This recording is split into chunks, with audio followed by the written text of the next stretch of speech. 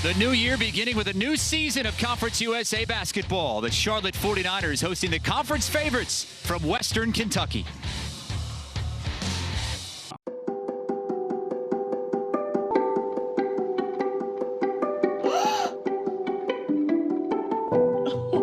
Oh, honey. What do you think? You love it? If your employer doesn't supply health care coverage and you don't qualify for Medicare or Medicaid, you need to give us a call right now. Private health care is private health insurance for ages 65 and under with no deductible. To get the coverage you need, call the number on the screen now. Are you getting the most out of your Medicare plan? Are you sure? Many people with Medicare are eligible for plans that include extra benefits in addition to those found in original Medicare. Benefits like dental, vision, and prescription drug coverage. Call now to see if you're eligible to enroll. The consultation is free with no obligation to enroll. In addition to hospital and medical coverage, at no extra cost, you could also get coverage for prescription drugs, dental, hearing, vision, and more. In many areas, plans with benefits are available with $0 copays for many services, $0 monthly premiums, or $0 deductibles. That's hospital, medical, prescription drug, dental coverage, and more included in one plan with premiums that may be as low as $0 a month. Call now to see if you're eligible to enroll. The consultation is free and there's no obligation to enroll. Call 1-800-882-9386. That's 1-800-882-9386. The first of two matchups on back-to-back afternoons. Western Kentucky and Charlotte getting set to tip here from Halton Arena in Charlotte, North Carolina with Dr. John Giannini. I'm Chris Hassel. The starting lineups tonight. Keep an eye, obviously, on Tavion Hollingsworth for Western Kentucky. He was their go-to man a season ago with Bassie out. For Charlotte, Bryce Williams had a kind of a slow start as a freshman, but this year has really upped his game. He is going to come into play tonight for sure. Our players to watch here on Stadium. Coach, you got to start with Hollingsworth and also Jordan Shepard for Charlotte. This is the man who hit the game-winning shot the last time these two teams played last season. Listen, Charlotte matches up well against Western Kentucky. Shepard got the game winner, as you said, last year, but both these players, Hollingsworth and Shepard, were all conference players last year. They're on track to do the same again this year. There's Rick Stansbury, 7-2 start this season in his fifth season with Western Kentucky, 89-54 overall. This might be his best team. And for Ron Sanchez, third season at Charlotte, took a huge step forward last season. In his first season, they won just 8 games. Last year, 16-13, had a winning record in Conference USA, a top 5 finish, and they look to take yet another step this season. The very first game of the Conference USA season for both of these two teams. It's going to be interesting. Several conferences trying it out this season due to COVID and travel. You play back-to-back afternoons, evenings, or nights. In this case, 4 p.m. Eastern time tip-offs. Western Kentucky's got it. And, Coach, we're going to see this pack line defense for Charlotte. Well, if Charlotte can slow down Western Kentucky, that's definitely to their advantage. Western Kentucky would like this game to be in the 80s, but certainly that pack line defense of Charlotte wants to make things a lot tougher for them, slow the game down a bit, make them work. Charlotte third in the conference, give it up just 62 points per game. Western Kentucky averaging 77 a game, but over their 5-game winning streak, over 82 a game. Charlotte with the early lead, and there is Bryce Williams. Well, you mentioned it, Chris. He's made a big freshman and sophomore year jump, and he's efficient, shoots high percentages, and he doesn't turn the ball over either. Less than 1 turnover a game. A dependable offensive player. And here's Charles Bassie working on Milos Supica, now double teamed by Williams. It can be frustrating for these big men against this pack line defense. We'll talk more about that as the game continues. There's a travel. Coach, tell us why the pack line defense makes it so hard for a guy like Charles Bassie. Well, with Bassie, they double team consistently. This is not a change in Charlotte's game plan. They're good at double teaming the post. It's something they normally do. But the rest of the pack line, when you're not guarding the ball, you're in gaps, which gives very little room for dribble penetration. The pack line wants to make you shoot contested jump shots, which Western Kentucky could struggle with. Jerry Matos offline on that three-point attempt, and here comes Western Kentucky. They've got a couple players in the starting lineup off to slow starts. Carson Williams, number 22, and Kenny Cooper, number 21. But that's what makes the rest of the season even more intriguing, I think, Coach, because they're playing at a great level right now, 7-2 with some really good non-conference wins over teams like Alabama, Rhode Island, Memphis, and all their guys aren't playing to their potential yet. You're completely right, Chris. Williams was an all-conference player last year. Nice curl play over there for a layup. But yeah, Williams has more to give. Cooper, the transfer from Lipscomb, is getting used to what Coach Stansbury wants. So this team is literally just scratching the surface. Josh Anderson on that bucket. He's one of the best dunkers in the game. Usually throws down a couple each time we see Western Kentucky. Atos had it poked away, and here comes Western. Tavion Hollingsworth, he's a scorer. Missed it, but a late foul call, and he should get 2 free throws at the line. Let's go back to that last inbounds play right underneath the basket, well executed by Western. So Young, you see Young jumping out to the perimeter. Young should be protecting the basket. You want so the person taking the ball out of bounds can't score. That defender should be preventing a curl like that from resulting in a layup. So Young just leaking out of his responsibility a little bit there on that curl play. Some more blown coverage than great execution, but Western will take it as Tavion Hollingsworth makes the first free throw. No fans allowed in attendance tonight. There are family members of players and coaches. So about 70, 80 people in attendance. So we'll try not to talk too loud on free throw attempts. We're set back a ways. We're in row like, I don't know, 70 or so. We're kind of in the nosebleeds. The Bob Uecker seats for people my age. Uh-huh. So it's a different vantage point just about for everybody this season in college basketball. But we're so thankful to be a part of this conference opener here in Conference USA. That pass tipped away by Kenny Cooper. The transfer from Lipscomb had to sit out all of last season because Lipscomb wouldn't let him out. And, boy, he could have really helped this team last year. They had depth issues with Charles Bassey injured. And they were kind of running on fumes down the stretch. North Texas ended up winning the regular season conference championship, and we never got a chance to get through the Conference USA tournament. Young misses that. He was bumped in the air, but no whistle. 2.5 minutes into this game, and Western Kentucky's up by 1.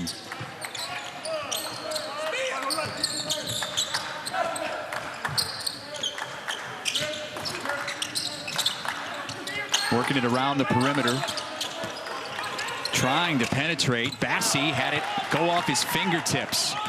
That pack line D forced it a turnover, and Young can't get the reverse. Matos missed a bunny, gets it back, and still can't get it to go. So remember, these teams haven't played since December 22nd, and you know, I'm sure they spent family time and social time during the holidays. So this is not your normal game every 3-4 days where you're in a flow. So I'm not surprised to see things a little bit awkward at the start. And case in point, turnover by Hollingsworth on the carry. So Charlotte will get it back here. Opening moments of this game in Charlotte, playing back-to-back games, mostly Fridays and Saturdays, sometimes Saturdays and Sundays. But we've seen some other conferences do that already in some really weird back-to-back scores where you'll get a team that wins in blowout fashion on night 1 and then gets beat on day 2. So it really is going to be interesting to see how these players respond and then these coaches adjust as well. Chris, it's going to be really hard to win back-to-back games against the same team.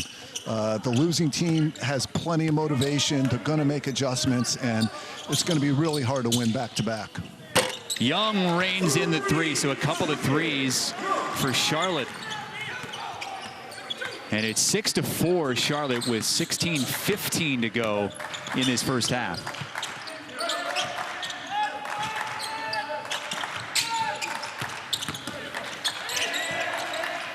And there's Kenny Cooper from the baseline. Western Kentucky still cold. Here comes Charlotte, 3-on-1. Nice ball movement, and Williams finishes it off. 8-4 Charlotte. So there's a myth that a team like Charlotte plays slow. No, they want to run. A lot of their scores are low because their defense makes their opposition work deep into the shot clock. It's tempo's created with defense, not offense. Charlotte does want to run. Hollingsworth gets bumped, no shot, and we'll get a timeout on the floor. Charlotte off to a good start, couple of threes, and a turnover turning into 2 more for the Charlotte 49ers. They don't score a lot, but when they get chances, they will run, and they've got an 8-4 lead with 15:44 to go here in the first.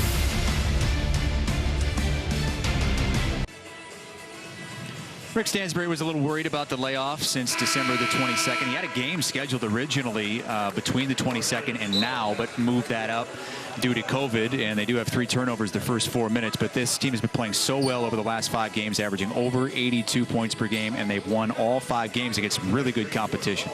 No, they have a very high ceiling.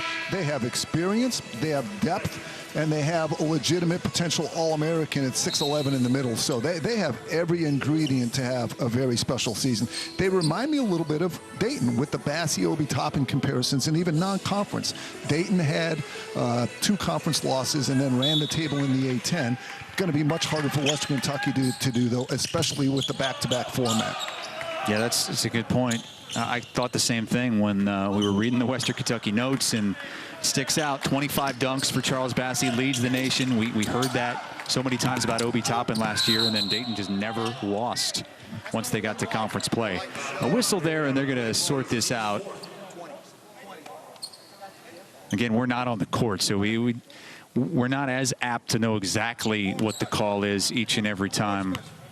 But it goes against Charlotte there as Western Kentucky will get the ball back. 20 on the shot clock. It's an 8-4 lead for Charlotte. And less than 5 minutes into the game, there's been 3 substitutions already for Western Kentucky, deep. Well, Carson Williams missed that, and the tip was no good from Josh Anderson. So Western Kentucky 1 for 5 to start this game. And that's the shot that Williams made all last year consistently when he was an all-conference player. Here we go, showtime. Whew. Josh Anderson can throw it down with the best of them. So Anderson is shortly going to be in the top 10 in school history in steals. So again, he's a guy who is super versatile. I mean, he just took the ball from a point guard that time at 6'6". Yeah, averaging 2 steals a game to lead the team. He says not a lot of players like defense, but that's something I take pride in. And that's what leads to a lot of the great dunks that we've seen, like that one. 8-6, Charlotte on top. Under 15 minutes to play here in the first half. Bryce Williams off to a really good start, and that was a bailout long deuce. Looks like Williams was in the gym over Christmas while some other people weren't. He looks very comfortable and confident. Yeah, he's got 7 points to lead all scorers in this game.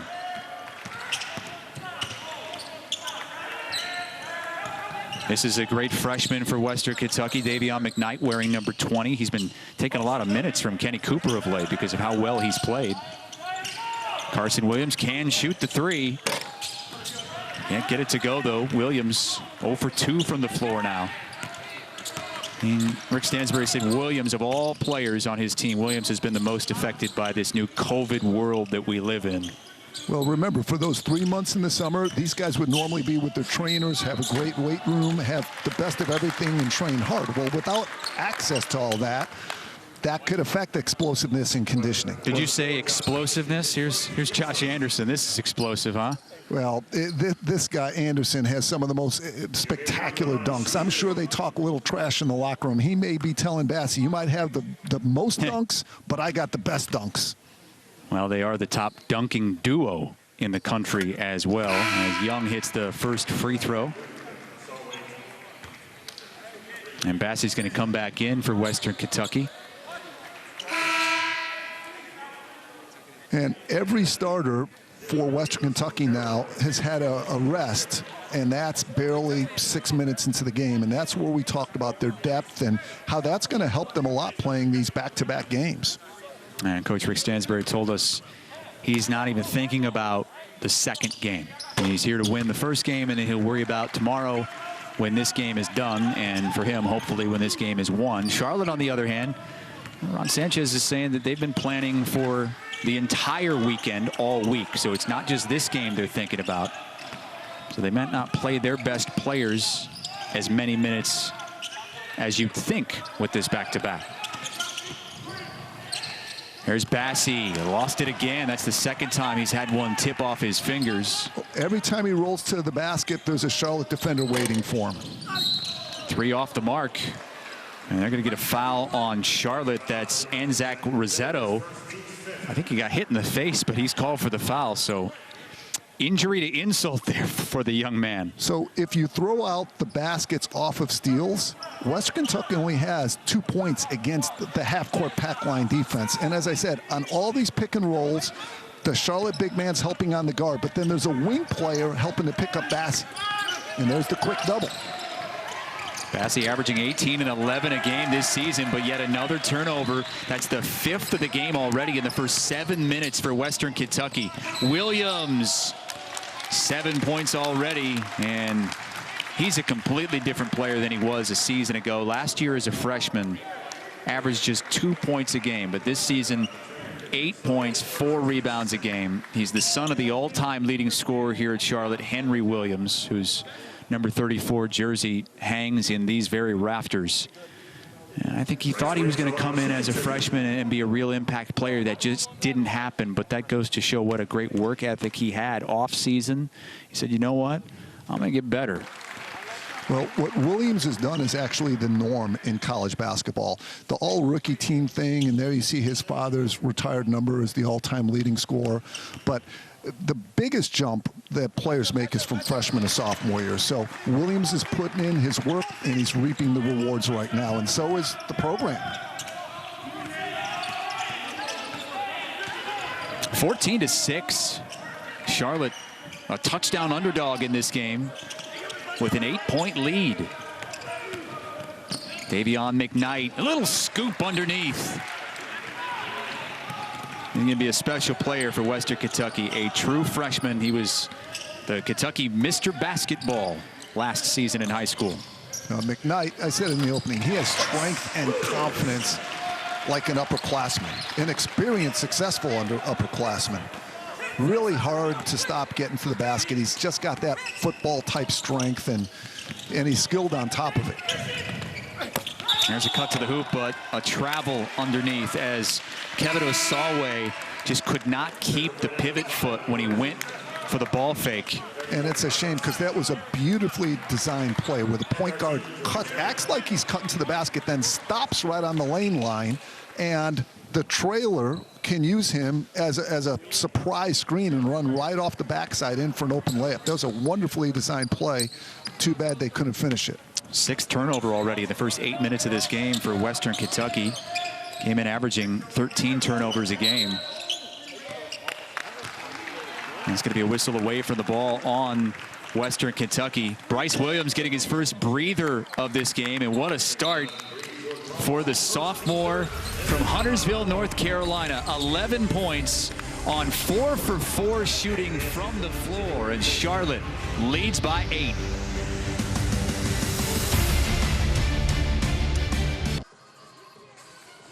Well, after Bryce Williams averaged just 2 points a game as a true freshman, Ron Sanchez said he did a great job during the pandemic, watched a ton of film, and boy, it is showing. 11 points, 4 for 4 from the floor in the first 8 minutes of this game. And he's been efficient all year long.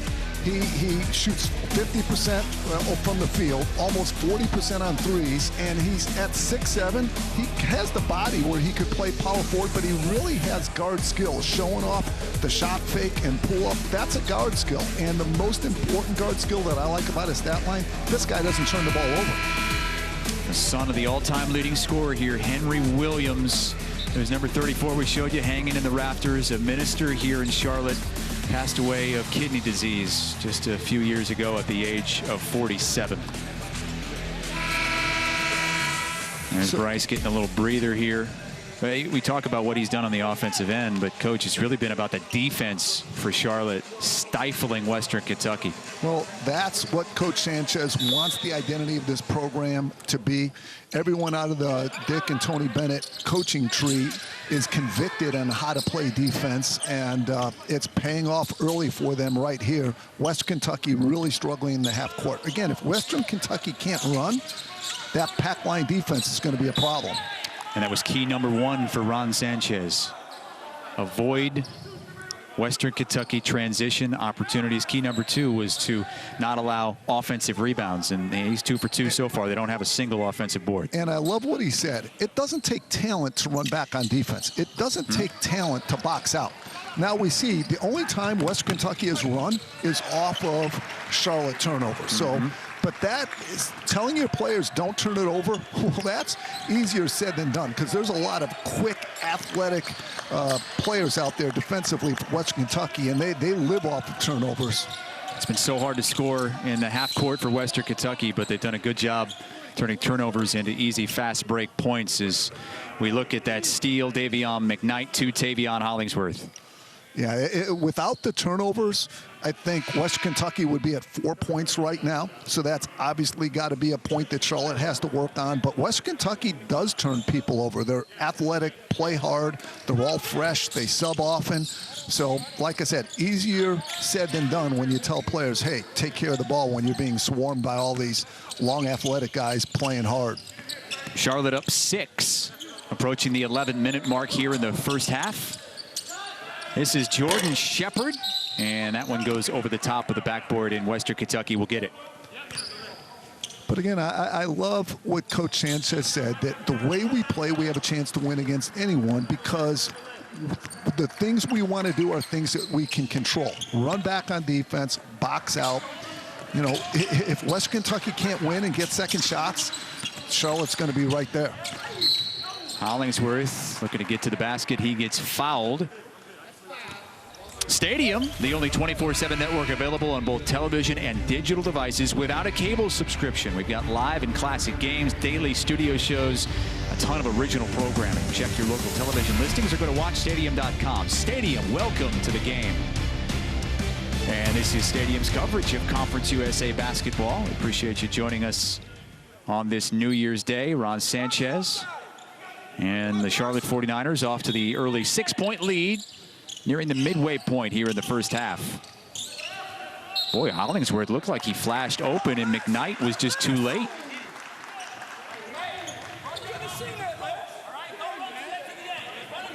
And that is Charlotte basketball. Rick Stansbury, I think, thought it was tipped by Charlotte.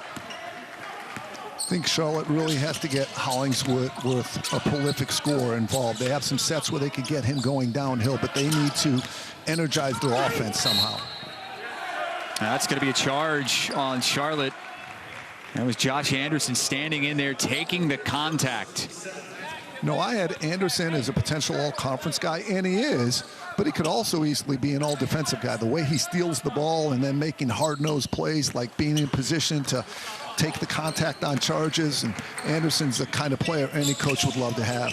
Already has 2 steals and that charge.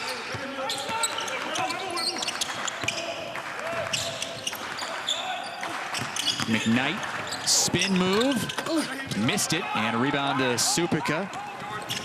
Matos pushing it to Shepard, who missed the dunk, and now Western's looking to run. It's 2-on-2. Hollingsworth weaving and pulling, and he misses. Well, Western Kentucky likes this tempo, that's for sure. Shepard's been quiet early.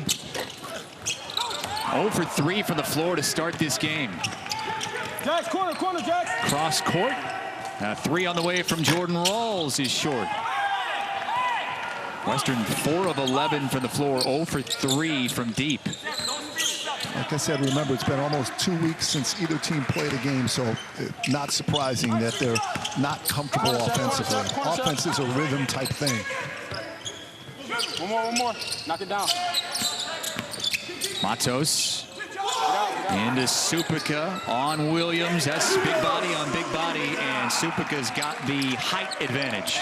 So Supika and his backup Rossetto have the strength at 6'10" to compete in the paint and try to keep Williams and Bassie out of the paint to where they could get doubled. The physicality of those 2 guys, I think, are a hidden factor in this game.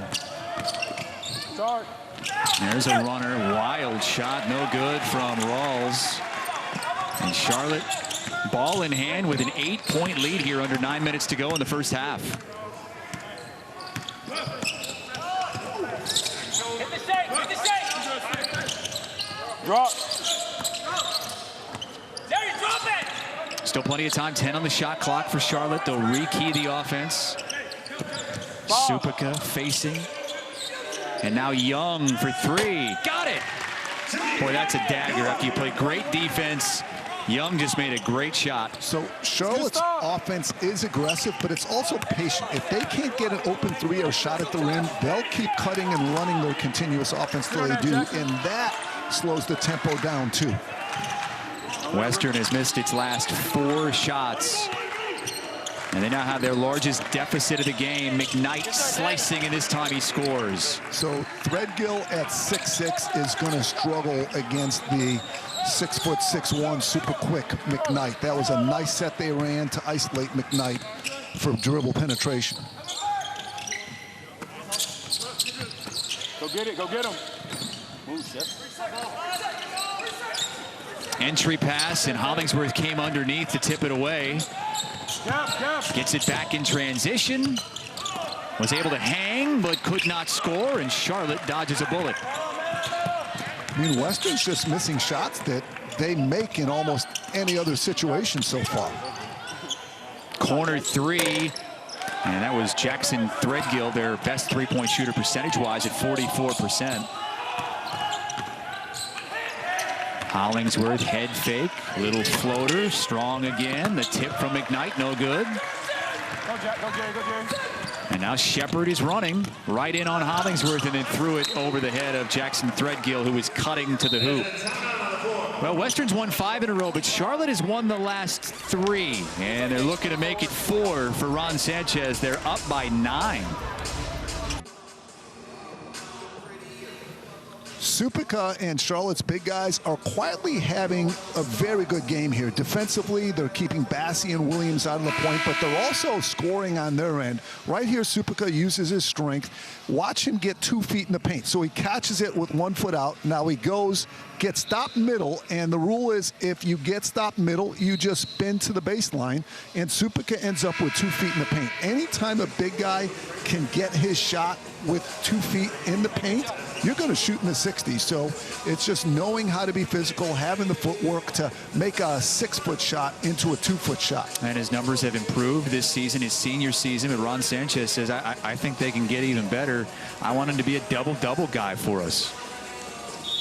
Getting a little rest on the bench as Charlotte has a 9-point lead. So Western Kentucky's not a great 3-point shooting team outside of Frampton, but they definitely can get the ball to the rim. And McKnight and Hollingsworth really got to start to get some paint touches. Well, there's McKnight working his way into the paint, missing Bassey. Now he's into the game. A little offensive rebound, put back. That's exactly what Ron Sanchez was worried about. Hollingsworth and McKnight have gotten to the rim. They've just missed layups, and I really do attribute it to the layoff. And Coach Stansbury was fearful of this. Had a game with Mississippi Valley State that they were supposed to play between December 22nd and now, as Williams continues his hot shooting. He's 5 for 5 from the floor, 14 points. Like I said, it looks like he stayed in the gym during the holiday break. Power forward body with guard skills. You gotta love that. A super sophomore breakout so far for Williams.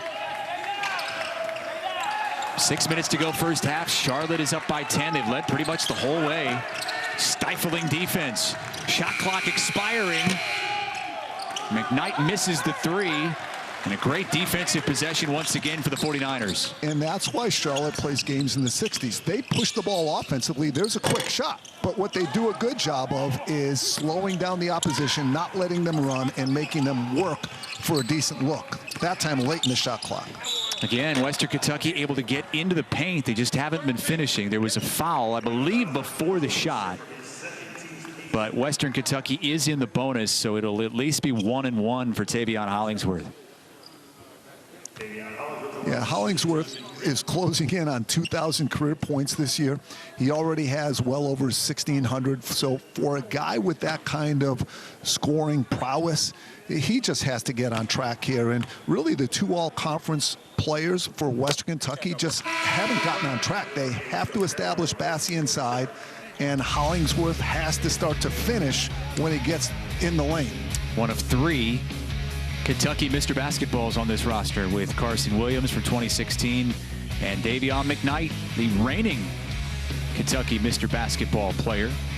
They had 3 on last year's team as well. And remember the name Zion Harmon, who is a Western Kentucky signee. He's a top 20 player in the country.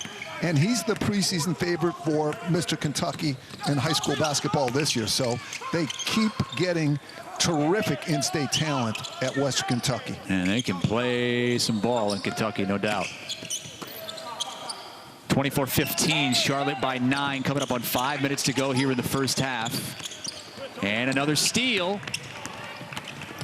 And, oh, look who's there to put it back. Charles Bassey cleaning up the miss by Rawls. Well, you don't get 11 rebounds plus a game by watching rebounds. You get 11 rebounds by going after every single one, and I love Bassey's hustle down the floor on that play. Yeah, his only points so far coming off offensive rebounds, 4 of them. Yeah, they have to establish him in the post. And again, it's turnovers that have been the lion's share of Western Kentucky's offense. And again, one of the hidden things about Bassey's game is how well he runs the floor. I mean, I said it in the opening, he really does run like a deer. He outruns not only other big guys, but everyone down the floor. Had that tibial plateau fracture last December, out for the whole season. We were wondering if we'd see him in college again. But came back, and Rick Stansbury says he's even better mentally and physically than he was before. Hollingsworth does not get the roll, but we'll get back to the free throw line. There's an extraordinary pattern in this game that's really, really consistent, and it's that West Kentucky in transition is fine. If they're not in transition, they're not fine. But the block shots and steals, scoring off their defense, that's been working for them. But I don't know if they can do that for 40 minutes in the half court again. Establish Bassey on the post, not just have him live off offensive rebounds, get him some touches. If he's doubled, he'll kick it out, create for someone else. And Hollingsworth, as I said, he and McKnight have been getting to the rim. They just have to finish. Subic coming back in along with Threadgill. Matos and Rosetto take a seat on these socially distant benches that we see in college basketball this season. A lot of room to spread out. And Hollingsworth making a living at the free throw line. He's now 5 of 6 in the first half at the line. He has 7 points, in Western Kentucky down by double digits at one time, now within 5. Well, it's also a 4-guard lineup now for Western Kentucky. That often jumpstarts offenses. Supica able to beat Bassey to the rim. Yeah, so reverse layups, that's how you take shot blockers out of a play. They can't block a shot through the rim. Use the rim to protect your shot. We'll see if they try to get Bassey a touch inside. He comes out, takes it at the top of the key. Hollingsworth. And now Rawls missed it again. Jordan Rawls 0 for 4 to start this game. Young right by Kenny Cooper. Terrific play by Young. We said he's a do-it-all guy. We've seen him make threes, get to the rim. The one good thing for West Kentucky, they're getting the shots they want. You can't get better shots than what they're doing. They're just not making them.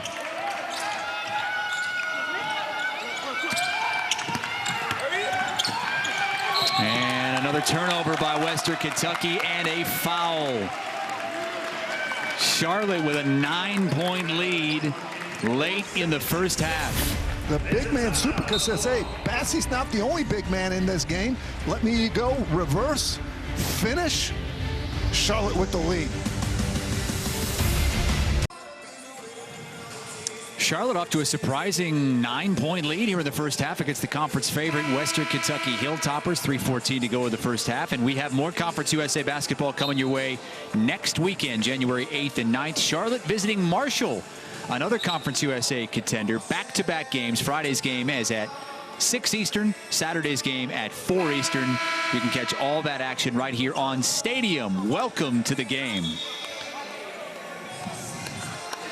You know, that's going to be another good matchup next week because Marshall has a fast up-tempo offense that shoots a lot of threes, and it'll be another really nice contrast of Charlotte's defensive high level of play against a high-level offense. Bryce Williams, great start, a career half for him. 14 points. He's hit all 5 shots, also has 4 rebounds. As Charlotte looks to close this first half strong. Done a great job limiting Charles Bassey, just 4 points. Both those coming on second chance opportunities. So, Chris, remember, Bassey missed the December 22nd game with back spasms. I wonder if he's 100%. You got elbowed in the back in the win against Alabama, the game prior to December the 22nd, and then they elected not to play him against Tennessee Tech. They knew they probably didn't need him, and they certainly didn't. Luke Frampton had a great game, 6 of 9 shooting from downtown, and there was a bit of a question whether or not we would be able to see Charles Bassey this weekend. But he did start the game. I haven't noticed him laboring or anything, but he, 2 things. First, Charlotte is playing great defense against him. He is a master at the pick and roll lob, but every time he rolls to the basket, there's Charlotte defenders there to greet him. But in addition to that, in my opinion, he does not look like his normal explosive self. I wouldn't be surprised if the back is still an issue. Hollingsworth floater gets that one to go. That's the shot that Hollingsworth has made a ton of en route to 1,650 career points. He's a master of the mid-range. 2.5 minutes to go here in the first half. Charles Bassey out of this game. As Supica gets it ripped away by the freshman Davion McKnight, and Hollingsworth missed the dunk but gets fouled by Williams. So Hollingsworth was looking a little bit like Josh Anderson there. Oh, Hollingsworth is a terrific athlete too. This is a really deep, talented team. There's McKnight. So when you double from the baseline, the big man can't see you play, and then you're off and running. And I like going strong. Frankly, if he didn't try to dunk that, Williams probably would have blocked it at 6'7". So the forceful authority on the dunk gets Hollingsworth to the free throw line. But Western Kentucky, frankly, is living off of transition. They got to keep running. They got to get stops and run because it's going to be difficult in the half court against Charlotte's stout half court defense. And Hollingsworth's been livid at the free throw line, 6 of 7 in this game. Western Kentucky always does a great job getting to the line. Last season, they made 136 more free throws than their opponents even attempted.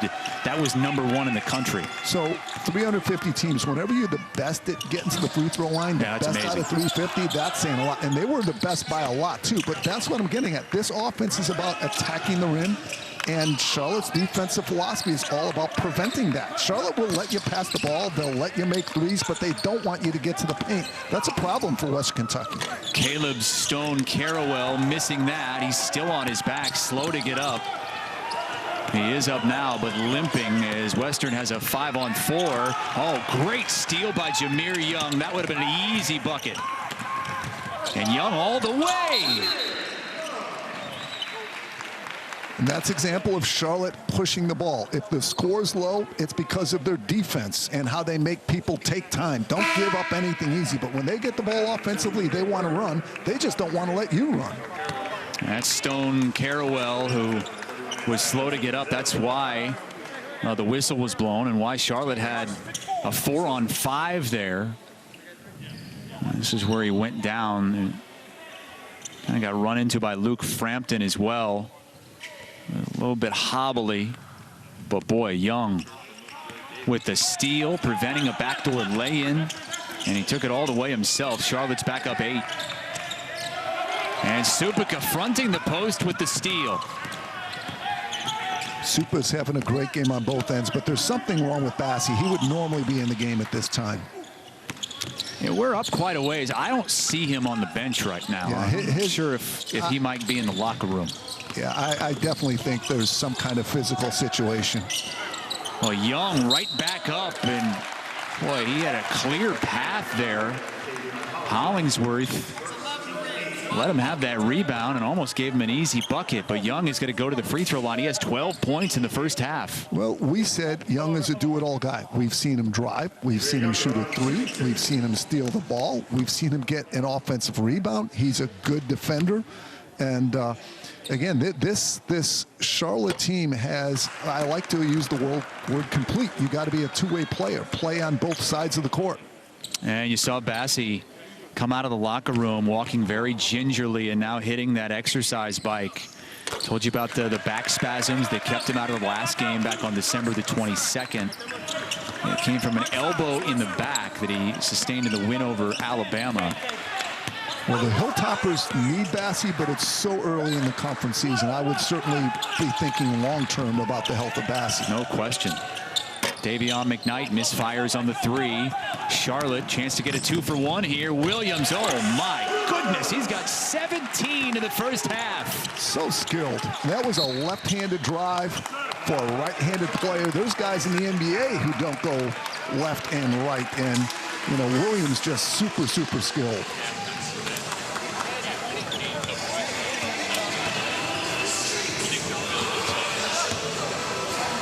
Well, a career high already for Bryce Williams, 17 points here in the first half. We talked about how he averages 2 points a game as a freshman. He's up that to 8 points per game so far as a sophomore, but his arrow is pointing straight up. You know, I said it at first half jokingly, like, did this guy live in the gym over the break? But he looks really energetic. He looks, you know, super fit, super well conditioned. Frankly, he looks a step quicker than a lot of people out there on the court, and I'm sure that's because of extra work that he's put in. Well, his family says that when he was really little, he was they called him a skater dude. I take that to mean he was big into skateboarding. Not a big basketball guy early on, but had a growth spurt in 8th grade. He's now 6'7". And boy, he's taken to this game. The game his dad played so well here at Charlotte. And I'm happy to see him at his dad's alma mater. You got to feel an extra sense of pride and investment knowing your family's deep history at the school that you're representing right now. Well, Charlotte up 11. Got a handoff for McKnight, trying to get him in the paint against Threadgill again. And there is McKnight. He's been able to do that. Yeah. They've ran that same play twice when they see Threadgill, who's a little bigger and maybe not as quick as McKnight on him. Shot clock is off. Final 7 seconds of the first half. Young to the rim. It was tipped. Is it goaltending? It is. So that's a little bit of a mistake by Charlotte, shooting the ball maybe just a couple seconds too quick. So Western has a chance here. McKnight makes the extra pass. Frampton got it for 3. It's a big momentum shot, cuts it to single digits. Well, you called it, Coach. I was thinking, oh boy, Charlotte goes up double digits. They get a bucket in the final seconds. You said, oh, they might have made a mistake, and you were right. As Frampton says hello to Charles Bassie, who gets off the exercise bike. Frampton is their best three-point shooter. Can't leave Frampton open. It's a team of drivers except for Frampton. Elite shooting range. Transfer from Davidson, had a game-high 22 and 6 threes his last game. And Western Kentucky's 5-game winning streak is in jeopardy. It's been all Charlotte in the first half. 36-28. Charlotte on top. Here at halftime in Charlotte as the 49ers host Western Kentucky. So many great 49er teams, especially in the 90s, early 2000s. They went to the tournament 8 times from 1995 to 2005. And they've got a couple of preseason All-Conference USA selections alongside Tavion Hollingsworth and Charles Bassie from Western Kentucky. You have Jameer Young, who was Freshman of the Year a season ago, and Jordan Shepard. But it's not always going to look the same after the season as it did going into the season. I'm Chris Hassel with Dr. John Giannini. Coach, you've picked out several players in this game who you believe have a chance to be on a postseason list in Conference USA. Well, let's start out with the potential 6th man of the year. Rawls for Western Kentucky started for them last year, and he's been putting up double figures consistently so far coming off the bench. So there's potential 6th man of the year. McKnight, all-rookie team, well, let me tell you, he doesn't look like a rookie. He has the physical strength and confidence of a vet. He looks like one of the best freshmen in the conference. Then, if Western Kentucky reaches their goals of a championship, Anderson and Williams are productive veterans. No reason they can't make an all-conference team. And Jerry Matos, before every game, he asked Coach Sanchez, I want the other team's best player. If he can be a lockdown defender for Charlotte, now he's potential all-defensive team. Okay, so we got 2 Western Kentucky players preseason, potentially 4 more in the postseason. Let's just go up and down that bench. Every single one of those players has an opportunity to be an all-conference player this season. That's why Western Kentucky is the preseason favorite to win Conference USA. On the other side of this quick timeout, we have the second half for you from here in Charlotte. The 49ers and the Hilltoppers, the first of back-to-back as they'll play again tomorrow afternoon.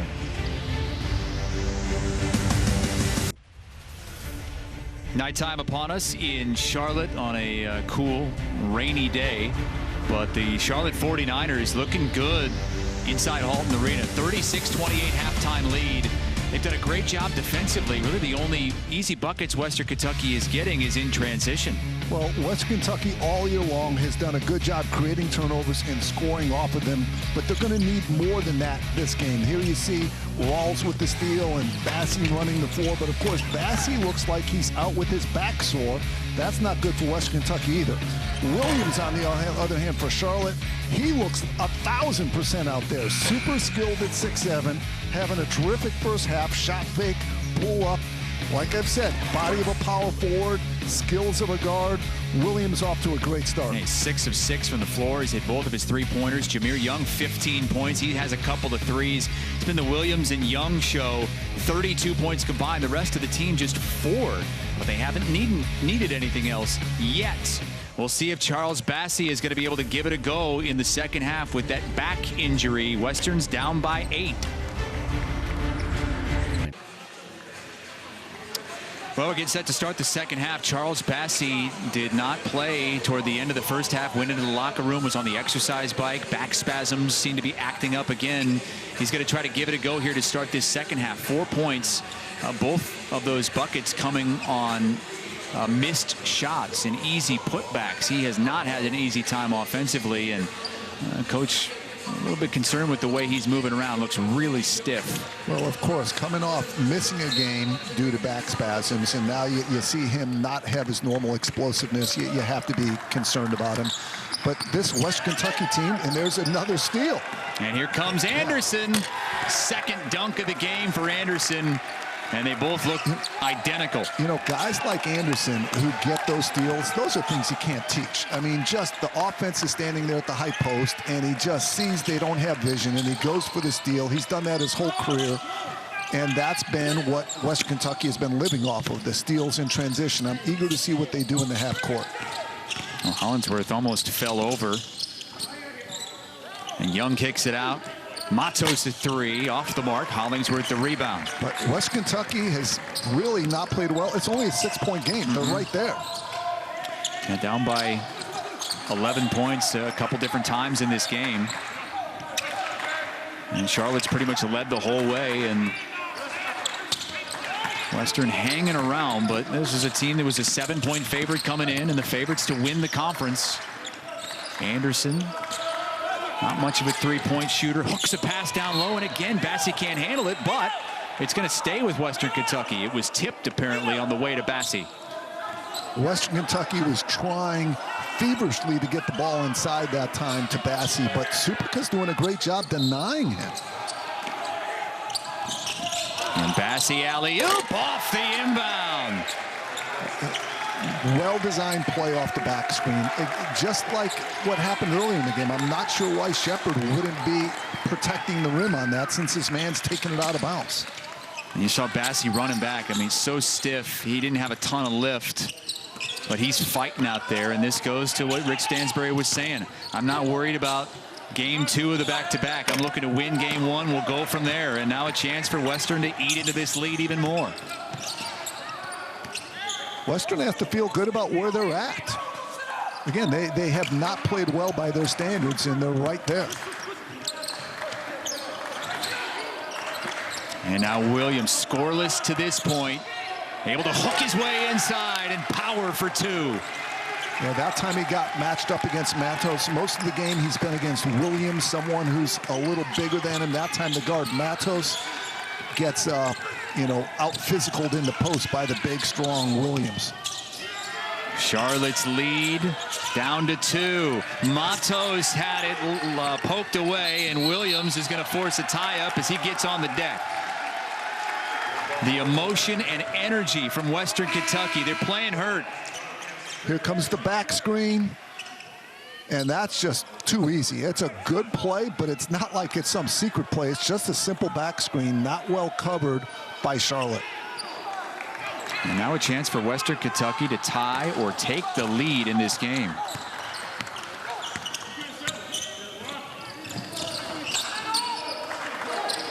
Boy, Supica just won't let Bassi get it. Hollingsworth tried to step through, but it was too many steps. A traveling violation. Western Kentucky did have the lead at 4-3, but they haven't led since then in the early moments of this game. Well, now Charlotte has to worry about getting some points on the board because Western Kentucky's been chipping away consistently at their lead. Western 3 for 3 to start this half. Charlotte 0 for 2 and a turnover. Williams had 17 in the first, and he is still feeling it. 8 for 8. Make that 7 for 7 from the floor, 19 points. You don't see that often. You just don't go perfect from the field. Anderson lost his footing. It's another traveling violation as he rolled over the top of Williams, and Williams forces that turnover. Exactly. Yeah, Williams having a terrific two-way game. It's amazing how sometimes you have a good defensive game and it helps you offensively. It all works together. With Dr. John Giannini, I'm Chris Hassel here on Stadium. First Conference USA game of the season for both of these teams. A whistle underneath as Williams got hit.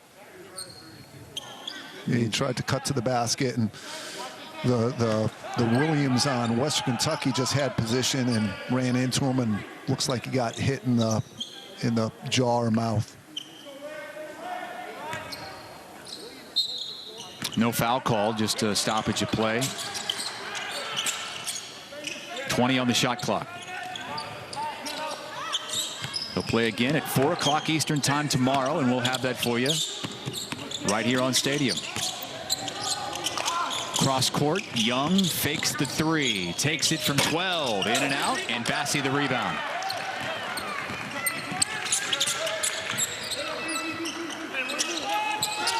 Bassi faked the screen and could not handle the pass from Anderson.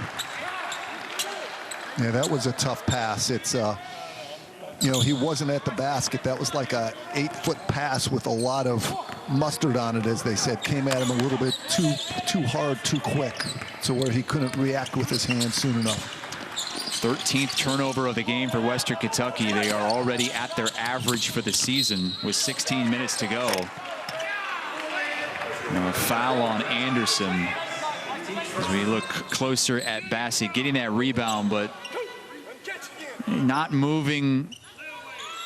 He's very clunky, very stiff, and then just didn't really have a chance on that pass. I'm just stunned that they can't establish Bassi in the half court. He's such a big target, and again, Supica's doing quietly a terrific job. Foul once again on Western Kentucky as that takes us to the under 16 timeout, but Western Kentucky showing some fight here early on in the second half. They have whittled a double-digit lead down to 4. Charlotte with a 4-point lead here, 4 minutes into the second half. I want to tell you about one of our great shows on Stadium, Campus Insiders. Your place for the latest news and information in college basketball with these two fellers. Insiders Jeff Goodman and Rob Doster give an insight on the landscape of college basketball every Wednesday at 6 Eastern on Stadium, the only free 24/7 network available on both television and digital devices without a cable subscription. Stadium, welcome to the game. Rick Stansbury, Has seen his team try to fight from behind this entire game in the Conference USA opener. But showing some fight here at the start of this second half. They had it cut to 2, a chance to take their first lead since the first couple minutes of this game. But a couple of travels, and Charlotte adding to the lead once again at the free throw line. Using a lot of rim, but Shepherd gets both. Besides some defensive steals and transition by Western Kentucky and just the half-court defense by Charlotte, outside of that, there's been nothing aesthetic in the rest of the game. But it is a competitive game. Look at Supica, just won't let Bassi get it. And Supica the help. Shot clock to 10. Williams inside. That's a mismatch. Yeah, Charlotte, I mean, Western Kentucky could sure use some more of that from Williams. He was an all-conference player last year and shot over 50% from the field. If he could get back to that kind of form, it would make a huge difference. And a steal. Kenny Cooper to Bassi for the flush. Turnovers into points. That's the Western Kentucky formula, but again, I don't know if it's going to be enough to win the game if they don't get their half-court offense going. Bassi with 8 points. All 4 buckets have been easy. Young gets clobbered inside. We'll go back to the second alley-oop of the second half for Charles Bassi, beginning with that steal. Yeah, Cooper taking care of the big man. If your big man runs, even with the sore back, Bassi is one of the best running big men that I can think of. I can't imagine being 6'11" and running the floor better than Bassi. And as a guard, when your big man runs like that, you got to reward him. And was out for the final several minutes of the first half, went into the locker room. So think about this, though. Bassi, it's not like Bassi's leaking out. Bassi, we've seen him get offensive rebounds in transition, dunks in transition. He's literally outrunning people 4, 5, 6, 8 inches smaller than him with a sore back. He is athletically gifted, and he plays hard. I don't think he's 100%. I'm not sure that he's even 80%. That was the 3rd foul on Josh Anderson, who stays in the game. Hollingsworth from 16, too strong. And Young's got it. Charlotte with numbers if they want to run, but they'll pull it back. Open 3 is short from Jackson Threadgill. And now Williams double teamed in the paint.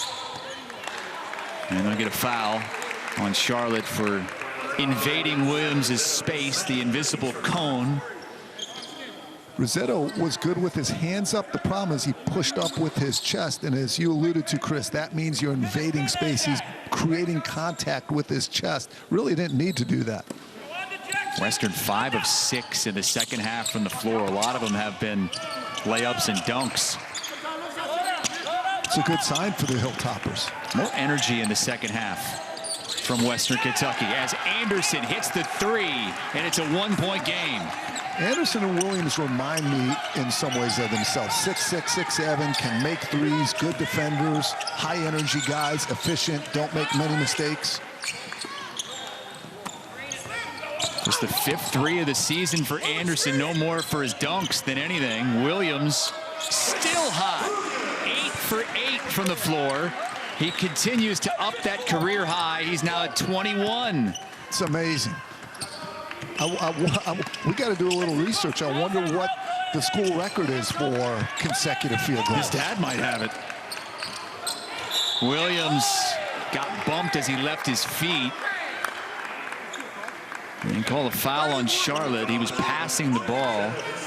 So if you just go by physical strength, Williams is the strongest guy in the game. And him asserting himself, that's the 3rd time now he's either scored or gotten fouled in the paint this half. That's a hugely positive sign, seeing him get back to doing some of the things that he did with so much success last year. Yeah, Rick Stansbury was saying, oh, maybe when he's done here, he'll try out for the NFL.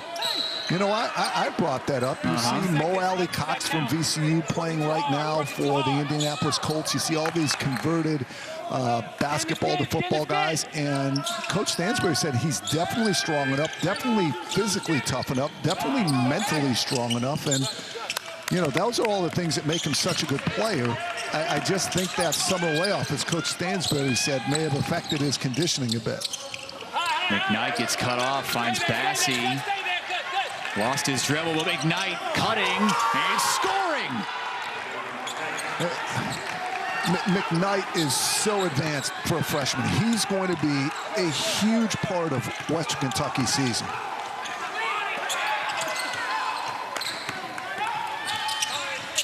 One-point game again, McKnight.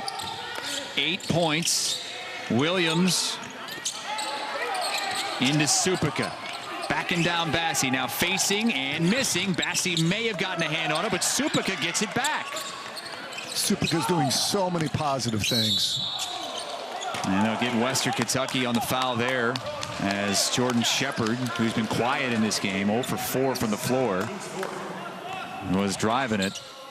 And I thought this was going to be an and one, but it looks like Williams was, I mean, he was straight up. He might have been inside the arc, though. So when you're inside the arc, this is the rule. If your feet are in the ground, legal position, you can't take a charge, but you can jump straight up in the air. And that's exactly what he did. Even if there's contact, as you said, it's your space. You've established your space. You could jump straight up. You're allowed to do that.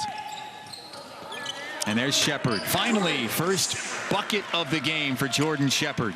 So much of the analytics have made the game about threes and layups, but there's some good mid-range shooters in this game between Young and Hollingsworth and Shepard. It's a little bit old school with the mid-range shots. Yeah, Bryce Williams seems like every one of his buckets is a 17-foot jumper. Frampton, who hit that three at the end of the first half, misfires there. It's a close game. I feel like it could go either way at this point. I know you're laughing. It's just a three-point game. Well, of course it's going to go either way. But, you know, early on, West Kentucky was so struggling that you didn't know if it would stay a close game. But to their credit, they've battled through some adversity, and they're right there. And now Rawls out to McKnight. Bassey, deep two. Too strong, and Young the rebound. Shepard, another one? No, Bassey with the board. And he's handling it himself. Rawls steps into a deep one.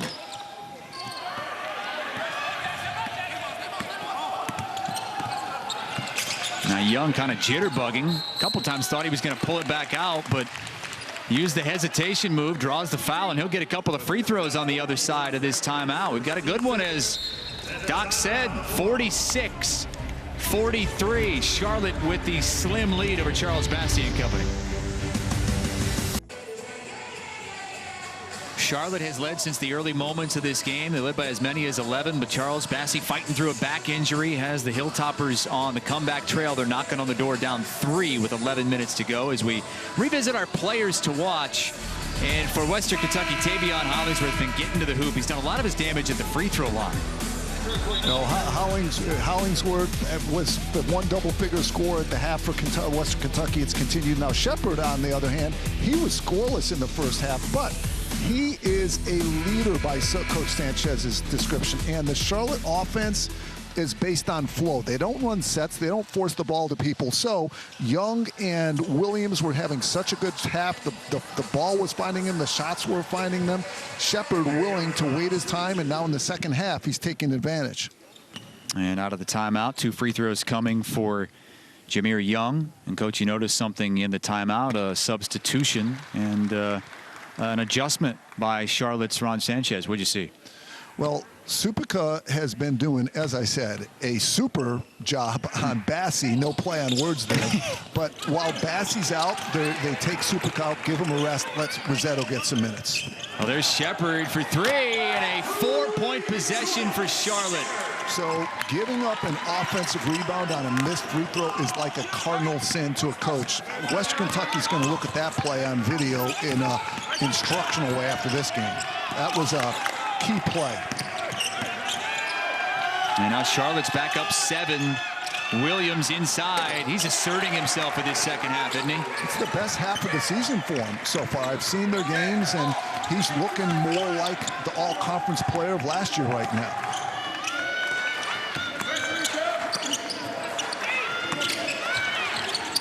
3 field goals all in the second half for Williams. Backdoor, easy bucket for Jackson Threadgill. So that's part of this Princeton influence offense. You cut. Even if you don't get it, cutting is never a bad thing. And sometimes you get the easy one there. The cutting wears them down. Sooner or later, the defense makes a mistake and you have a layup. Kevin Osaway back into the game wearing number 2 for Western. Luke Frampton, big triple. Frampton's an elite shooter. At Davidson, he made 100 threes as a freshman. Only Steph Curry equaled that number. You think that's some good company? That's a great stat. Anytime it's just you and Steph Curry, that's something. When I'm 60 years old, I'd still be telling people, you know, only me and Steph Curry made 100 threes when I was a freshman. So, right there, you see Frampton denying Threadgill. It's very simple in the Princeton offense. If the pass is denied, you cut because the lane is open. Excellent execution, but what's interesting is they've made that cut throughout this game. Western Kentucky took it away, but sooner or later, you get one of those layups. If you're denied, cut to the basket. Well, Western Kentucky almost forced a turnover there, but Charlotte able to retain possession. And an open look. Can he stay perfect? No. Finally a miss for Bryce Williams. He started 8 for 8, and he missed a wide open 3. Record, by the way, for Charlotte, 13 straight shots made by Kevin King back in '78. It's a lot of shots. I wonder if it was against a team as good as Western Kentucky, because this is outstanding competition here for Charlotte. It was against South Alabama. I doubt South Alabama was a great team in '78, but who knows? I don't know. And Rossetto whistled for that foul. And he'll head to the bench. Supika is coming back in, even though Charles Bassey remains not on the bench, but on the exercise bike. He's trying to keep that back from tightening up.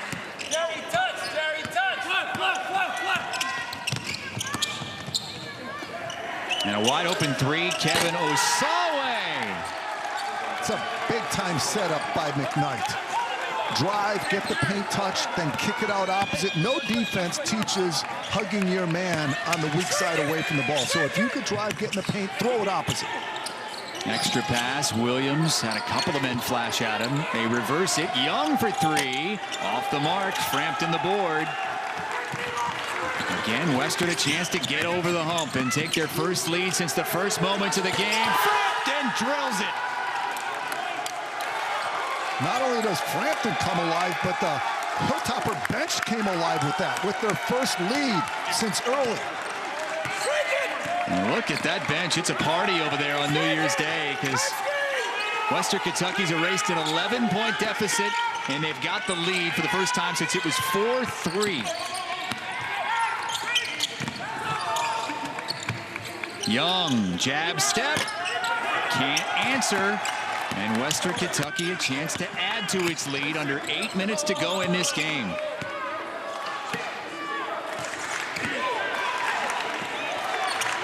Frampton feeling it.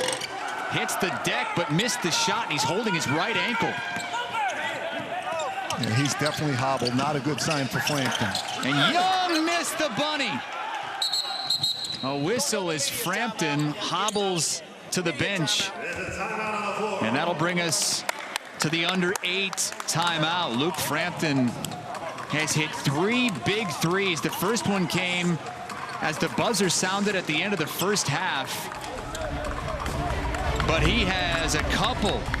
This one giving Western Kentucky their first lead since the early moments of the game. And the bench is fired up on New Year's. Now taping up the right ankle of Luke Frampton, who's hit 3 big threes in this game and almost gave him a bigger lead here. This was his last shot where he injured the foot. He comes down on the toes of Jameer Young, and Coach, he pointed out during the break that that should have been a foul. So the defender has to let the offensive player land. So Frampton jumped straight up. And if you do not allow the person to land, that should have been a foul and a potential 4-point play. But Frampton is similar to Bassi in this way. The way you got to cover Bassi inside and maybe double him with Frampton, you got to make him dribble. Like, you cannot let this guy shoot a three. When he catches the ball in transition, he's not a normal guy. You got to make him dribble. Make the shooter dribble. He was great in that game. Last one that they played in the win over Tennessee Tech, he said, it felt like I was shooting into an ocean. Made 6 of 9 threes. So Western Kentucky has the basketball, but they just threw it away. Another turnover. That has been an issue all game long. Number 14 for Western Kentucky. Let's see where the offense comes from for Charlotte. It's really been a two-man show. Young and Williams combining for 39 of their 52 points. It's going to be a down screen for Shepherd. Let's see if he could get it. There he is, and the bounce to Supika. I don't know if the pass was wide or Supika should have been cutting sooner. Yeah, probably should have cut a little bit sooner. Shepherd actually saw the play developing before Supika did. Supika didn't realize how open he was. Supika, the screen was so good, Supika's man helped, and he was clearly open. Shepherd saw it. Supika didn't realize it. Would have been an easy bucket and a tie game. Instead, Western up by 4 with 6.5, excuse me, 2 with 6.5 to go in this game. I'll get the number right eventually. 3 in the corner. And Charlotte with the defensive rebound. It's so key to keep Western Kentucky off the boards. It's a little easier when Bassi's not out there. Rawls got his hand on it. Supika tried to save it. Hollingsworth hits the floor. Shot clock does not reset. It's down to 12. And they lost it again. And a foul on Charlotte's Bryce Williams. Very sloppy. Can't fault the effort. Everyone's diving on the floor. The problem is the ball's all over the place. Deflections and ill-timed passes. Supika, though, with a big-time save. And it hit the chair. Yeah, it's the recovery on these back-to-back nights is going to be fascinating. Looks like his wrist, how he broke his fall, perhaps. Yeah, he's kind of shaking that left arm and hand. We'll have these same two teams tomorrow, 4 o'clock Eastern time. Here comes McKnight. Crossover. McKnight kicks it out to Hollingsworth. And now he will set something up with 5 on the shot clock. Williams fake the pass, drives it, gets to the hoop. Offensive putback for Osawe. Yeah, momentum all Western Kentucky right now, and they're doing it without Bassi.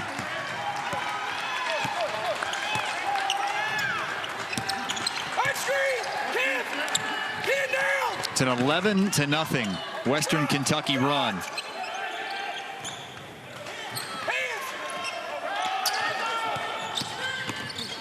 Jump step in the paint. Young, no, but a foul with 4:58 to go. Hey, Stadium is your only 24/7 network available on both television and digital devices without a cable subscription. Live and classic games, original programming, bunch of daily studio shows as well. Just check your local television listings or go to watchstadium.com. Stadium, welcome to the game. Young makes the first free throw. He has 19. So Young just did something that all conference players do. He broke a drought for Charlotte. We just said Western Kentucky has all the momentum, and there wasn't a lot based off of the Charlotte offense to be had there. So that was just an individual play that Young made at a really critical time of the game. Bassi back in the game now. Nursing that bad back, is able to grab that rebound. Western Kentucky trailed by as many as 11 points several different times in this game. And Supika's being seen by the trainer, and now Rossetto, the backup center, is going up against Bassi. We'll see who wins that battle, who could take advantage. They double team, triple team Bassi. They did a great job against him in the half court. Well, Williams did a terrific job. He was right there, so Rossetto didn't have to guard him one-on-one. Boy, that's a tough foul to swallow there as Rossetto just got the hip into Hollingsworth. Yep, with 2 seconds on the shot clock. But we talked about all conference guys late in the shot clock. The offense has been defended. Someone make a play. We saw Young, the all-conference player, do it on one end. Now we saw Hollingsworth on this end. And now that's trouble for Charlotte, because that's 5 fouls on Rossetto. And Supica is still being attended to on the sideline. So it looks like Jared Garcia. Yep. So the staff is really excited about Garcia. You can see he's 6'8", he's strong, he's a good athlete, but he's coming in this game cold, going against the potential All-American as a freshman. Yikes. Garcia playing in just his 5th game of the season. But what you're going to see is Charlotte guard Bassi with basically 2 people. Williams will be there to double as soon as he gets it, helping Garcia out. Milking the shot clock again. It's down to 5. And Rawls will drive it. That's a charge. The freshman. Wow, how about that? Right off the bench. So that's something that you praise to your team about attitude, the focus, that Garcia has watched 36 minutes of basketball. He comes in on the very first play. He's in the right position and makes the right play. So to be really blunt, as a coach, sometimes a guy doesn't play for 36 minutes. He might be pouting. He might not be ready. He might not be focused. Garcia with a big play. And a timeout called by Ron Sanchez in Charlotte. They've got the ball down by 3, 4:05 to play in this game. Western Kentucky on an 11-1 run over the last 6 minutes.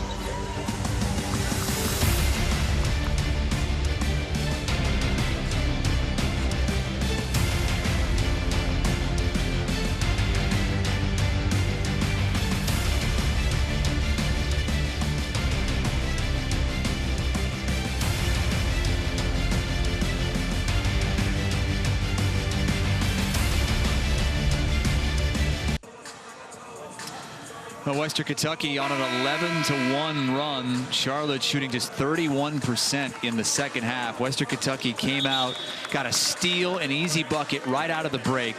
They took the momentum from the end of the first half when they hit a last-second 3. And they've got the lead in this game, but Charlotte does have the basketball. Ron Sanchez called a timeout. They haven't hit a field goal in over 6 minutes now, so you got to believe he's drawing up their best possible play right now. Well, this game's going to be won defensively. Both teams are out of sorts offensively.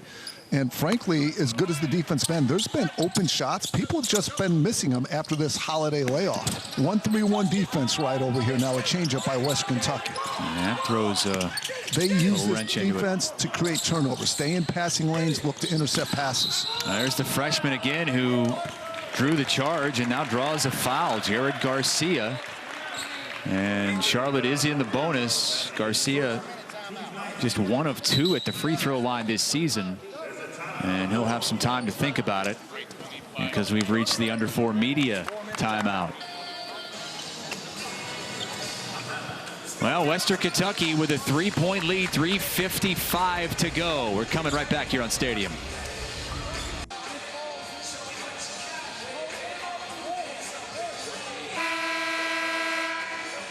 Pretty much the majority, almost the entirety of this basketball game, led by double digits several times. What do they need to do here in the final 3:55 to find that offense and pull this one out? Well, as you said, it's an offensive issue for Charlotte right now, not a defensive issue. And there's a few things that they could do. I like middle ball screen with Young or Shepard actually rejecting the ball screen, going opposite where the screen is set, or pick and pop with Williams. Let's go back to Williams. Have him set a good screen, throw the ball back to him for an open jump shot.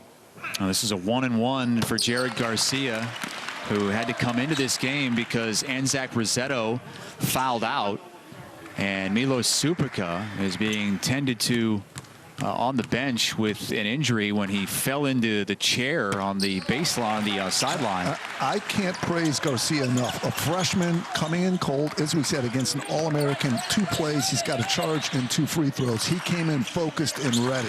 Great example for his teammates. McKnight gets it blocked away, and again gets it to Bassi, but he was on the end line, so out of bounds, and it was Garcia again. Can you be player of the game if you play 4 minutes? because I'm voting for him if this can continue. Wow. Yeah, just. And you know, Coach Sanchez talks about the pillars. One of them is service, servanthood, serve your teammates. Garcia's absolutely doing that in this situation. Shepard drives it and hits it with the foul. That was an all-conference play right there. We've talked about Young, Hollingsworth, Shepard making something when the offense just doesn't give you an all-open look. So this is just a one-on-one battle over here, and Hollingsworth does a pretty good job. I mean, Shepard's falling away from the basket from about 12 feet and converts. And converts the three-point play as well. And Charlotte is back up to 3:20 to go. And they've made the run as soon as they put Garcia in, the untested freshman. This plays for Hollingsworth here. Two-man game now. Gets hedged out by Garcia. Anderson. McKnight backdoor to Hollingsworth. Yeah, Shepard's frustrated. He's guarding Hollingsworth and literally was watching the ball, trying to help, and just lost track of his man. Hollingsworth, intelligent enough in basketball IQ to cut to the basket when he's open.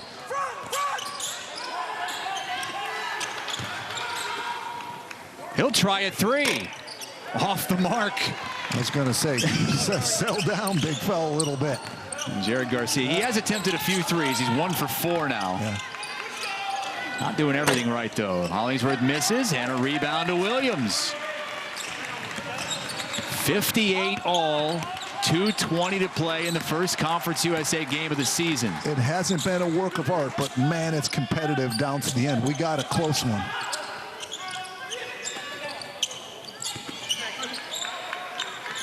Shot clock to 10. There's the middle ball screen. And that's going to be a foul underneath on McKnight, who thought he had a steal on Garcia, but that'll send Garcia back to the free throw line for 2 in the double bonus. Now, watch Shepard. Shepard's just going to lose vision of his man. Boom. Shepard doesn't see him. Hollingsworth just says, hey, I'm open, I'll cut. And you'd be surprised how many players, when they're open, just jump and wave for the ball. They say, hey, I'm open. When what you should do is just cut in for an easy layup as soon as your man doesn't have vision. Garcia misses the first. Again, he's out there because Anzac Rosetto fouled out and Milos Supica injured himself. But Supica's going to come back in. He just got the call. And he comes in to replace Jared Garcia, who gave them some incredibly valuable minutes. Gets a standing ovation for the bench. What a great example of being ready to help your team. Western Kentucky calls a timeout. 1:58 to go. Down by 1.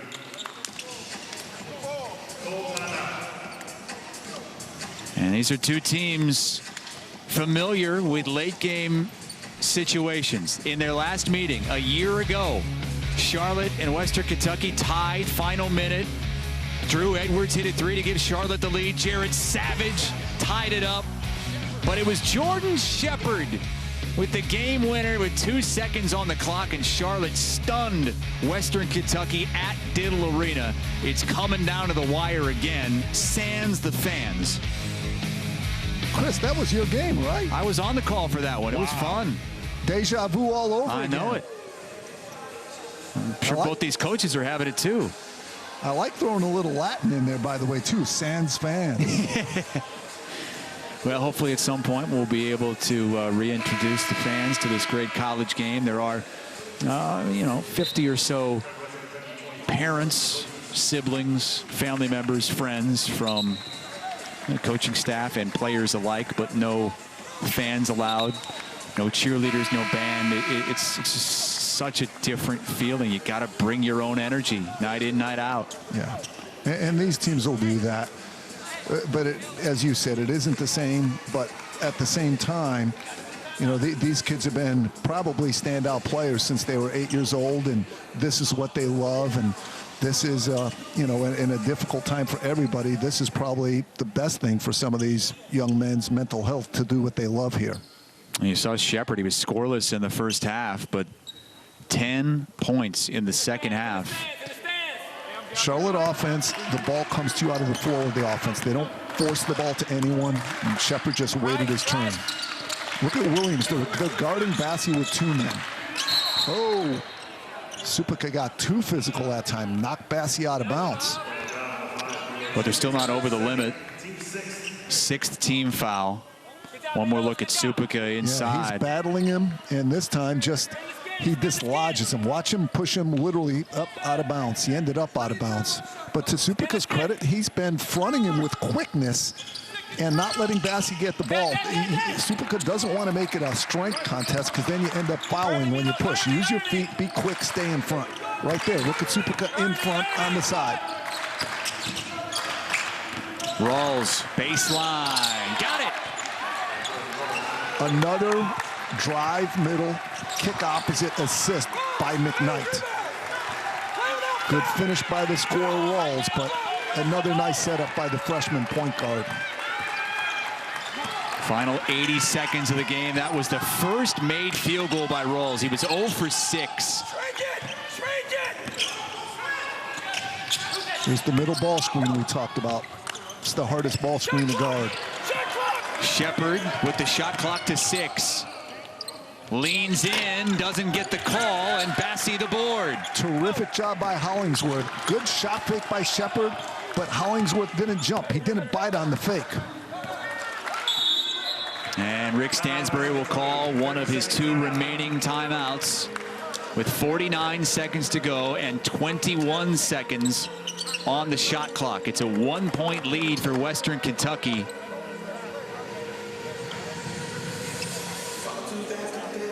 And as you see, well, they could use another one of those buckets from Bryce Williams, number 3 for Charlotte. Started this game 8 for 8 from the floor. He is our player of the game, a career high 21 points. Well, his outstanding and efficient shooting is obvious. What's not as obvious is his defensive effort.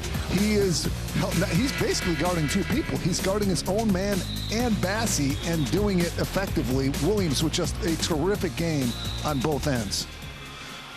Now, something that's interesting, very interesting here that could largely determine the game is there's 49 seconds left. If the Hilltoppers get a shot in the around 40, they'll have a 2-for-1. They'll get the ball back. Myself, I'd rather have 2 shots than 1 shot. Let's see if Western Kentucky runs a quick hitter to go 2-for-1. Yeah, if not, Charlotte could hold, even though they're down 1. We've seen teams do it, hold for 1 last shot. They're not. They're going to be patient, try to get the best shot possible. Rawls into the paint again, missed the bunny, but the putback from Bassi. And boy, he is playing hurt tonight. You see it plain as day, the pain, and you just gotta admire the physical and mental toughness to play with that and to make a big play at a big moment. At least 3 buckets coming on offensive rebounds out of his 5. And look at him moving around. Supika gave a little too much help on that dribble penetration. When Supika reached in, tried to help on the drive, that's what gave Bassi the free. Watch Supika now. Supika's going to go help, and when Supika helps, Bassi gets a free run to the basket. A little too much help by Supika. You know, he should have stayed with his man because the help he gave was not a deterrent to Rawls. And for Bassi, it's back issues. He sat out the last game back on December the 22nd because of back spasms after he got an elbow to the lower back. I actually think he's playing more minutes right now because they don't want to take him out and have it get stiff. 24 minutes he's played in this game. Charlotte down by 4.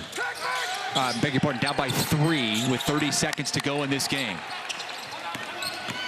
Shepard in on Bassi. Missed it, and a rebound to Rawls. Got a foul. Shot clock is off. Hollingsworth's been great at the free throw line tonight, 7 for 8, and he will get a 1-and-1.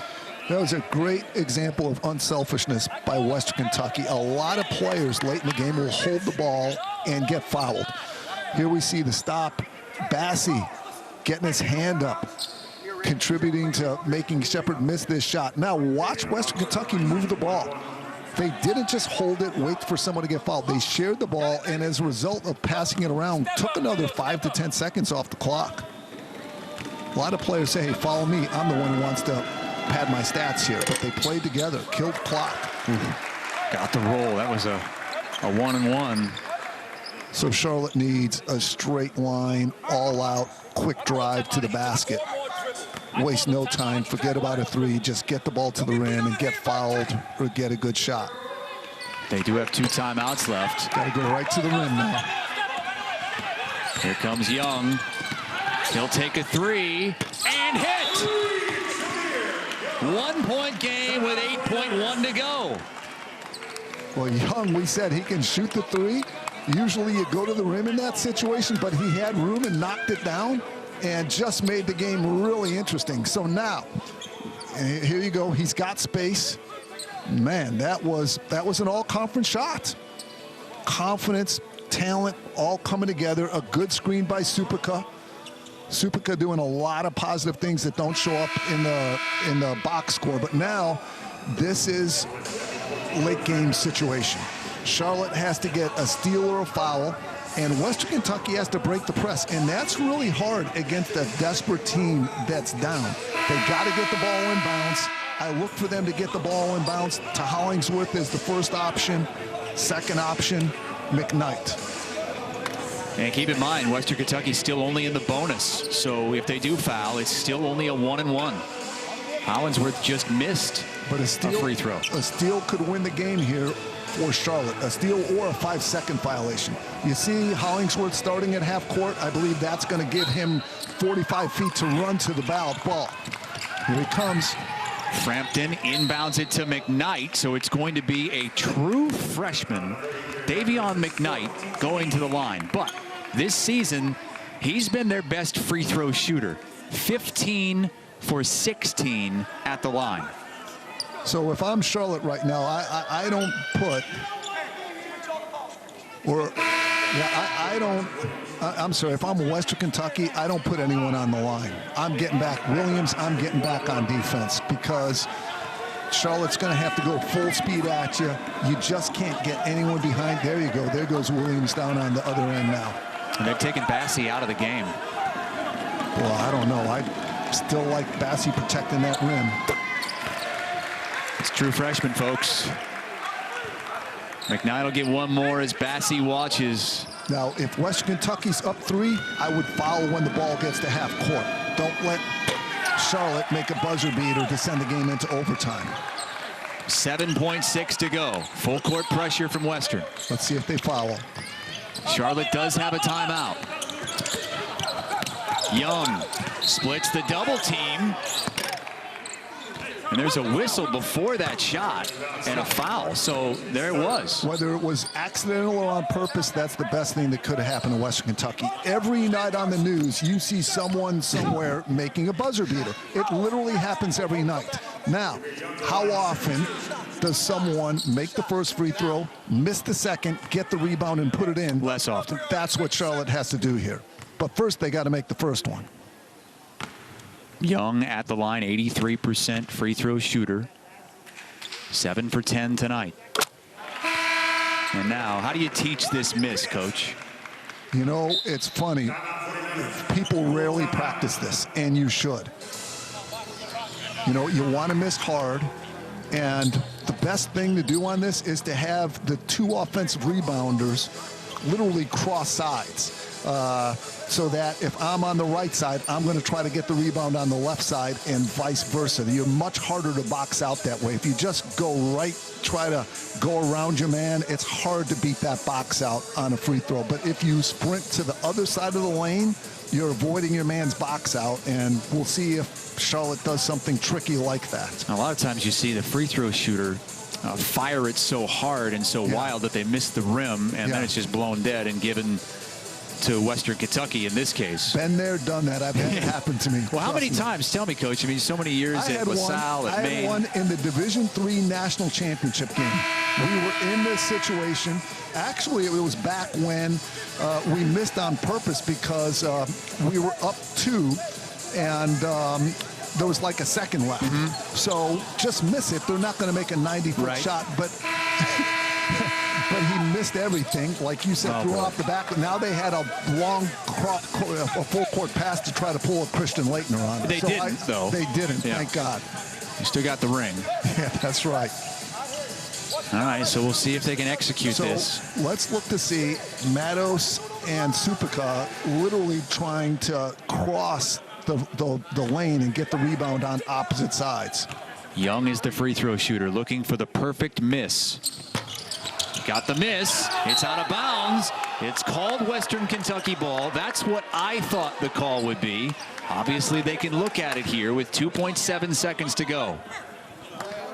And Charlotte did what I expected. They crossed and almost got the offensive rebound. Excellent late game situation by both teams here. And they're going to take a look at this, and we'll show it to you as well. Certainly looked to me like it was off of Charlotte. Now watch the rebounders cross. They go to opposite sides. Now, Supika hit it, but the question is, did it re-hit McKnight on the way out? Supika definitely hit it out of the hands of McKnight. So we'll give you a tighter look here. Just look to see if it maybe hit Supika and then someone in a red shirt. It's red. Here comes Supika. It's possible, but I don't see anything to overturn it. No, me either. It's off Supika. And one of the other things, when it's so close like that, they look at the direction that the ball goes in. And clearly, the ball went in the direction that Supika's hand was going. It was Supika's hand that gave the ball the momentum to go in that direction. It was a good job by the great stadium crew in the truck, blowing that sucker up for us and giving these officials a look. We haven't had a chance to mention the officiating crew tonight. That's a good thing. Usually we mention them when they make a bad call, but Jeff Hartness, Raymond Stions, and Les Jones, the crew tonight. You're right. We have not had a question about anything that they've decided on out there. Terrific job by the officiating crew. And they have made it official. It is Western Kentucky ball, so 2.7. They're still in the single bonus, though. Keep that in mind. So even after a foul, it's going to be a 1-and-1. But Charlotte really needs a steal here. They'll foul if they need to, but they really need a flat-out steal. Denial, switch, steal the inbounds. It's the only way. Frampton gets it in. McKnight gets fouled with under a second to go. 0.8 on the clock. And McKnight can end this game by making 2 free throws. How impressive has he been? He's a terrific freshman. Look, if he was a grad transfer or something and he played like this, sure, you'd say, okay, he's a good player, good grad transfer. He's a true freshman. So physically, he looks like a senior. He looks like he's been in the weight room, but his confidence matches the physical maturity. Again, it's a 1-and-1. Rock solid 3 for 3 in pressure-packed 1-and-1 situations. 3-point lead. This one to ice it. Little doubt. Charlotte led by as many as 11 in this game, but Western Kentucky used an 11-0 run to come back and eke out a victory over Charlotte in the first game of the Conference USA season. These two teams will see each other in 22 hours. Back at it tomorrow, 4 Eastern, right here on Stadium. It'll be interesting to see how these two teams come out tomorrow. The play of the game from the hobbled Charles Bassey. So many times we saw him on the glass. The play that puts him up, and you see him attacking the ball, the rebound from 22 feet, playing outside the arc. Again, the way you get 11-plus rebounds, you go after all of them.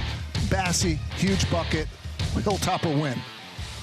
67-63, Western Kentucky comes back to win it. I mean, they had to fight for this one. On the road at Charlotte, two teams could be contenders both for a Conference USA championship this season. Charlotte was a top 5 team a season ago. Certainly played a really good basketball game, especially on the defensive end. But boy, when you talk about the way these two teams played, it feels like Charlotte played really well. Western Kentucky still has another gear that we haven't seen yet. Well, to win a championship, you have to win even when you don't play your best, and that was certainly the case. That was certainly the case for Western Kentucky, and I think we have Bassey right now to talk with us. All right, Charles Bassey joining us courtside. I know you had to fight through pain tonight. How were you able to get through that second half and get this win? You know, it was all mental. You know, I got a speech from my coach, my teammates, second half. You know, I just came out back and just do what I got to do to just get the win for my team. So Charlotte played really good defense. Can you talk a little bit about how they were playing you and what they were trying to do to make it tough on you? You know, they were double team every time I got the ball in the post. You know, they were playing their pack defense, so it was kind of tough a little bit. But I just got to move around the perimeter, just figure out my spot and just get my touch. So, Charles, I mean, we saw you go into the locker room late in the first half. Then you came out, you're on the exercise bike. What was the conversation like when you were trying to decide, or maybe your coaching staff was trying to decide if you were going to keep playing? It was no decision. I knew I was going to keep playing. You know, this had to just take me up to just see what's going on. I knew I was going to get back and play. It was fun. There was nothing going on. I just got hit, so it was all good. Okay, so now what, man? I mean, you got a game 22 hours from right now. What are you going to be doing for the next 20 hours to try to get ready for that? You know, I'll probably go back, recover ice, and just watch film and just see what we didn't do good today. Like, you see, we had so many turnovers today, and we're just going to come back and get better. All right, well, Charles, congratulations. Happy New Year, and we'll see you again tomorrow. Thank you. Charles Bassey, 10 points, 12 rebounds, yet another double-double for the Nigerian Nightmare as Western Kentucky gets off to a winning start in Conference USA play. They come from 11 down to win at Charlotte. We're going to be back here in 22 hours for Game 2 of this little double dip that we have in Conference USA. Western Kentucky wins Game 1. We'll see you tomorrow. For our entire stadium crew and John Giannini, I'm Chris Hassel saying so long for now from Charlotte.